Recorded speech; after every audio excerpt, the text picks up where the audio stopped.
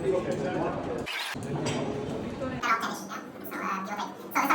Latvian DevOps spy is ready. I'm gonna ask a lot of DevOps questions to lots of Agilists without using word DevOps. What technical practices you would suggest for an IT team, for a team of programmers to become more efficient? More efficient. Yes, so first it is a good understanding of what they need to develop or their tasks, and then to plan everything, to get the requirements. This is very important that to understand them, and then to start developing. And next step it will be, of course, the testing. I suggest to not do their testing by themselves. It's good, of course, but they should have another eye on code to look. And the code review, of course, by someone else to check it.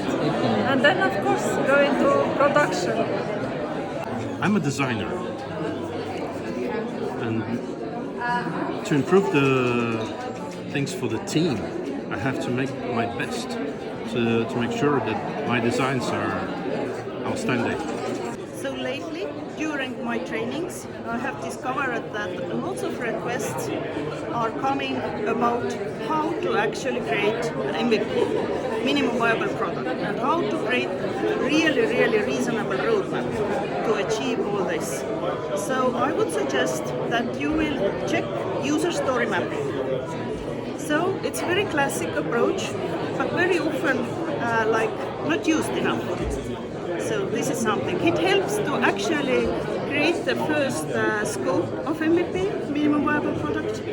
Actually think things through, so you don't forget something very important, business requirements. It actually helps you create the meaningful roadmap for you. So this is very first step. You want to create something bigger piece of the software. Yeah. You can use very effectively story points for short-term estimations and planning focus, the very easy ones, very classic ones, for the teams who are beginning to start, who are struggling with estimations and forecasting. So this is maybe the good start. Another very elementary but useful. So. Well, I think the first thing you need to have a definition of value for a product development team. What is the most valuable thing that an engineer can produce, let's say at the end of a sprint? Like, I think that it's very important to clear that up with all roles in the team, and especially the engineers. And what follows after that, the second thing I would say is have a really solid categorization of work that you do on a team. So, for example, and I would say that an ideal categorization is that you have user stories, which are new features, you have bugs, and then you have technical tasks, right? And you don't kind of invent any other categories, because that way things are simple, they're understandable, and you can make tactical decisions based on that kind of a setup, as opposed to having a setup where you have all different types of work, you have like 10 different types of work, and then like everything is valuable, and what we end up is that nothing is valuable then, right? So we need to have a framework where we can say, okay, right now we're doing features, and at other times we're fixing bugs and removing technical debt, right? So it's tactical decision making. And the third one I would say is having a really generalized workflow. Like, so if you open up a lot of these Jira workflows, oftentimes you see like 19, 20-step workflows where everything is like everything is set in stone. So it's really hard, for example, for like a developer to change that, right? And whereas if you just have like one state that says in progress or in development, and just empower the developer to come up with whatever the best way is to solve the problem, right? It's whether it's create a branch or not create a branch, or use this programming technique or another one, or even do a peer review or not do a peer review. Just give them their ownership and responsibility of the task, and that's it. And same with the other roles as well.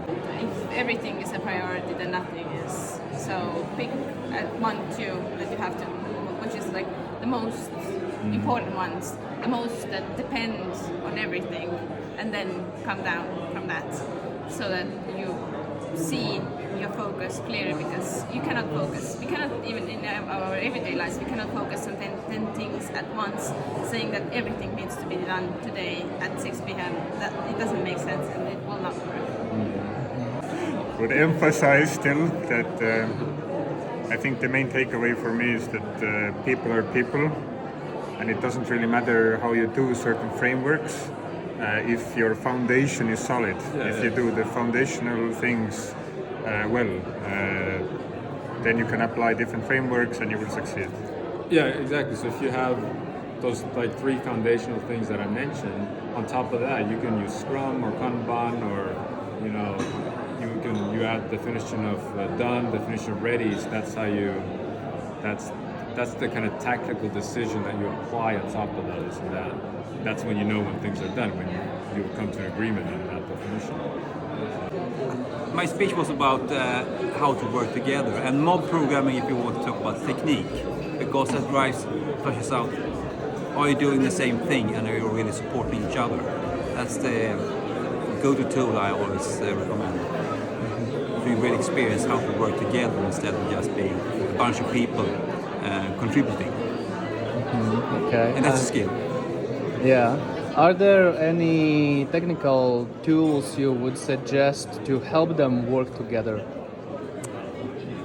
Depends on the situation. If they are hybrid or distributed, of course you need some Miro boards, mural boards to really be able to visualize the common thoughts. I think the modern IDEs, when you actually develop, they are kind of super good, and there are lots. I don't remember the names of the tools when you work. You can share your screens very efficient for pair program or mob programming. But modern IDEs do learn more about your IDE, I would say. So we have done katas with our teams. Is that you invent some very simple thing and you pair with your other people and you solve it maybe for 1 hour, and then you delete all the code. You sit next to another person and you solve the same thing for an hour, and you do it several times during the day, and that is a really good exercise to actually understand how the pair mate or another person can affect your thinking and how can they change the way you approach a problem.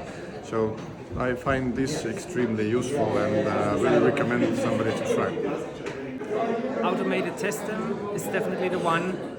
Learning how to refactor in small steps and working in those small increments that your code always compiles and passes the tests, then you work much better. Working in those small steps that will make your life much more enjoyable, work is less stress. Taking small steps is really worth a lot. So for technical practices to become more efficient, I think a lot depends on what do we mean by efficient. And what Agile and life taught us is that there is no one solution that would fit all. And every team is unique, and every person is unique. So you cannot say that read the book X and you will be 5.7 times more efficient than before. So the technical practice that I would suggest is know your people. So do retrospectives, do hackathons, be serious about your discipline in the team, about how you approach the engineering, what do you do, how you evolve as engineering team and as engineering department. And then what you will find is will be something unique, what probably most likely nobody else has, and which is what you're actually looking for. So maybe this is not too much technical and too much practical, that involves discovery and experimentation, but I think you will discover those methods as you go. And I want to thank all those for coming, of course, to a great event. And that guy, yeah, exactly. So, and I hope to see you all guys on Agile Saturday in Tallinn.